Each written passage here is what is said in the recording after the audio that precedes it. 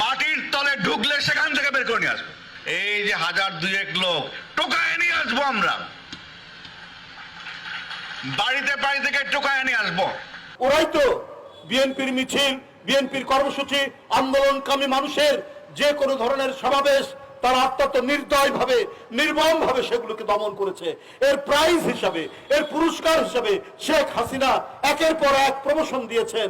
Police commissioner, SP থেকে police commissioner, police commissioner থেকে IG করেছেন বেনজির সাহেবকে। এই সমস্ত মাফিয়া এদেরকে খুঁজে পান না।